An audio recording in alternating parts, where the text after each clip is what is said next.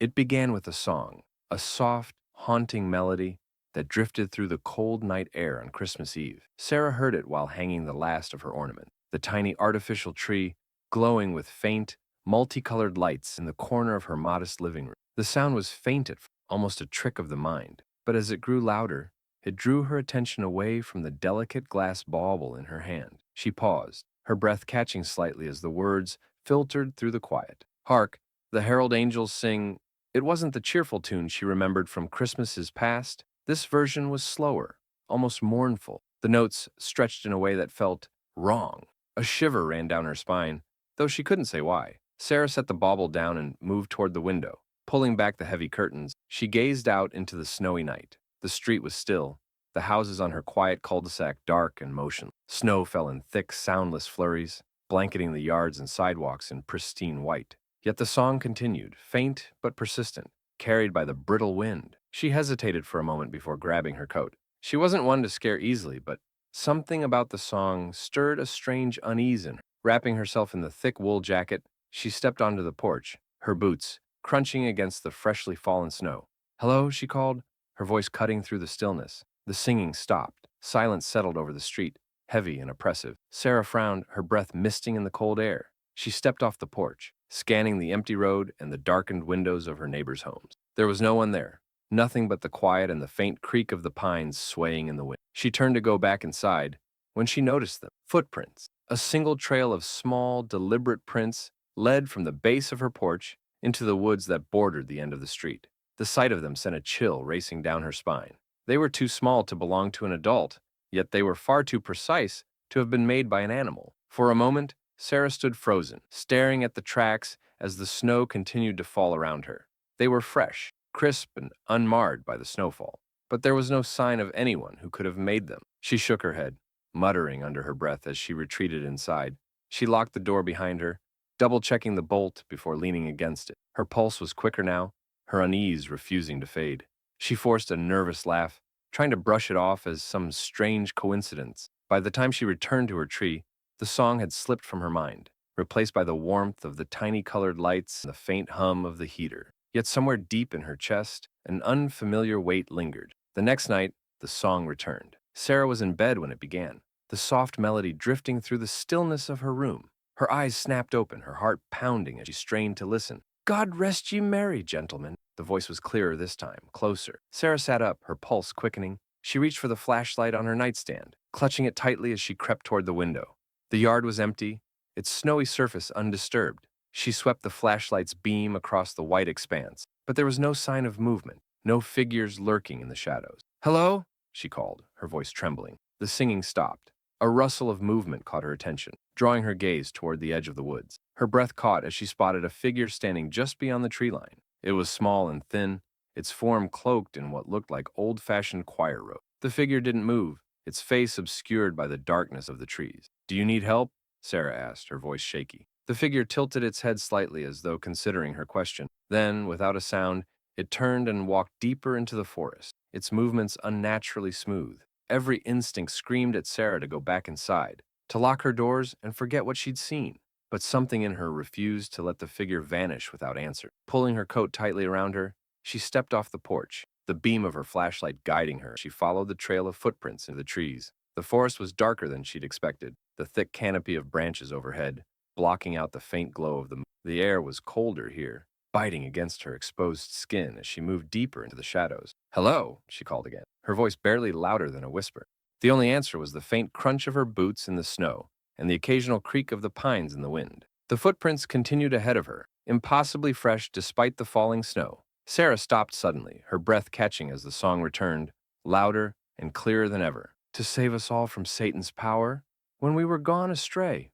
The voice came from just ahead, its tone laced with a sorrow so profound it made her chest ache. She tightened her grip on the flashlight, its beam trembling as her hands shook. "Who's there?" she demanded, her voice echoing through the silent woods. The singing stopped again. This time, the silence felt alive, as though the forest itself were holding its breath. Then, just ahead, the figure appeared again, standing motionless among the trees. It was closer now, its form illuminated by the faint glow of her flashlight. Sarah's stomach churned as she took in the details, the tattered, stained robes that hung limply from its frame, the pale, hollow face that stared back at her with eyes that seemed to burn like embers. Please, the figure whispered, its voice trembling with a grief so deep it sent shivers down Sarah's spine.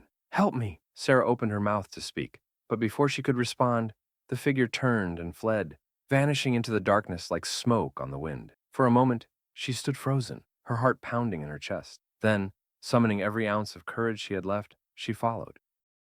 The snowstorm came suddenly, a swirling fury that turned the world outside Alice's cabin into an endless expanse of white. She had been preparing for a quiet Christmas in solitude, something she'd grown used to in the years since leaving the city behind. Her cabin, tucked deep in the Montana wilderness, offered her the kind of peace she couldn't find anywhere else. By the time the storm hit, she'd already lit the fireplace and settled into her armchair with a mug of mulled cider. The cabin was warm and inviting, its rustic charm amplified by the crackling fire and the faint scent of pine wreaths hung along the walls. It was sometime after midnight when she heard the knock. At first, she thought it might be the wind, the storm howling against the walls of her cabin like a living thing.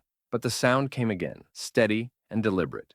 A firm knock, then silence. Alice set her mug down, her brows furrowing. Visitors were unheard of out here, especially in a storm like that. Her nearest neighbor was over 10 miles away, and even the most determined traveler wouldn't venture out in such dangerous conditions. She rose from her chair, grabbing the flashlight she kept by the fireplace. The knock came a third time, louder this time, more urgent. Hold on, she called, her voice wavering slightly as she approached the door. The wind howled louder as she opened it, a blast of icy air stinging her face. The porch light flickered in the storm, casting uneven shadows across the snow-covered steps. At first she saw no one, just the swirling snow, the skeletal branches of the trees bowing under the weight of ice. Then, her eyes caught movement, a figure standing just beyond the porch, partially obscured by the storm. Hello, Alice called out, squinting against the blinding white. The figure stepped closer, and her heart skipped a beat. It was a man, his face pale and his clothes torn and frostbitten. He didn't look up at her, his head hanging low as if the effort to stand was almost too much to bear. Please, he rasped, his voice barely audible over the storm. Help me. Without thinking, Alice grabbed his arm, pulling him inside. He stumbled over the threshold, collapsing onto the wooden floor in a heap. She shut the door quickly, locking it against the storm, before turning her attention back to him. Up close, he looked worse. His skin was deathly pale, his lips blue, and his eyes glassy with exhaustion. His clothes were soaked and ragged, little more than thin layers that should have been useless against the cold. What happened to you? She asked, her voice urgent as she fetched a blanket from the couch. I got lost, he whispered, his breath coming in shallow gasps. The storm. I couldn't find... His words trailed off as he slumped against the floorboard, unconscious. Alice moved quickly, wrapping him in the blanket and dragging him closer to the fire. She didn't know how long he'd been out in the cold, but it was a miracle he'd even made it this. As she worked to warm him, a strange unease crept over her. His clothes didn't look modern, more like something from another time. His boots were worn and patched, his shirt frayed at the edges as though it had seen decades of wear. She pushed the thought aside, focusing instead on the rhythmic rise and fall of his chest. Hours passed, and the storm outside showed no signs of letting up. The man stirred occasionally, muttering incoherently in sleep. Alice stayed close, watching him with a mixture of concern and curiosity. It was just after 3 in the morning when he finally woke. His eyes snapped open, and for a moment, he looked panicked, his gaze darting around the room. Then he saw her and seemed to relax, his body sinking back against the blanket. You're safe, Alice said softly. You're in my cabin. Do you remember what happened? He nodded weakly. The storm. I got caught in it, trying to find shelter. You're lucky you made it here, she said. Another hour out there and you might not have. The man sat up slowly, wincing as he moved. His movements were stiff, as though his muscles were still thawing. Thank you, he said, his voice low. I don't know what I would have done if... He trailed off, his eyes fixed on the window behind her. His expression shifted, his face tightening with fear. Alice turned, her heart skipping a beat. The window was frosted over, the view outside obscured by the storm. But for a moment, she thought she saw something. A shadow moving just beyond the glass. What is it? She asked, her voice barely above a whisper. They're here, he said, his voice trembling. Who? He looked at her, his eyes filled with a terror so profound it sent a chill down her spine. The ones I was running from. Alice stared at him, her mind racing. What are you talking about? There's no one out there. A knock at the door cut her off. It was louder this time, more forceful, like someone pounding with both fists. The sound echoed through the cabin, making her stomach twist. No, the man whispered, his voice barely audible. Don't open it. Alice's heart thundered in her chest. Who is it? She called, her voice shaking. The pounding stopped. For a moment, there was only silence. Then, a voice, a soft, lilting tone that sent a shiver down her spine. "Alice," it called. Her blood turned to ice. "How do they know my name?" she whispered, glancing back at them. His face was pale, his hands trembling as he clutched the blanket around him. "Don't open it," he repeated, his voice urgent. "No matter what you hear, don't let them in." The voice came again, closer this time, as though the speaker were standing just on the other side of the door. "Alice, let us in. It's so cold out here." She backed away, her breath coming in short gasps. The voice was strange, soft and melodic, but there was something underneath it, something wrong. "Alice!" The pounding resumed, harder now, rattling the door on its hinges. Alice grabbed the poker from the fireplace, clutching it tightly, as she positioned herself between the door and the man. The pounding grew louder, more frantic, as though whatever was on the other side were trying to break the door down. "Go away," she shouted, her voice trembling. The pounding stopped. For a moment, there was only silence. Then, the voice came again, soft and sweet. "Alice, don't you remember me?" She froze, her grip on the poker tightening. The voice sounded familiar now, achingly. It sounded like her sister. The old Christmas market in the town square had always been a magical place, full of warmth and holiday cheer. But this year, something about it felt different to Jacob. The usual hum of chatter and laughter was subdued. The faces of the vendors seemed gaunt and weary, and the air, though crisp with winter cold, carried an almost imperceptible heaviness. Jacob had returned to his childhood town for the first time in years, hoping to recapture some of the joy he long ago holiday. He walked among the stalls, the glow of string lights casting golden pools across the cobblestone streets. But the deeper he ventured into the market, the more unsettled he became. The wooden stalls seemed older than he remembered, their paint chipped and their decorations faded. The scents of mulled wine and roasted chestnuts mingled with something faintly metallic, a smell he couldn't quite place. Then he noticed the doll.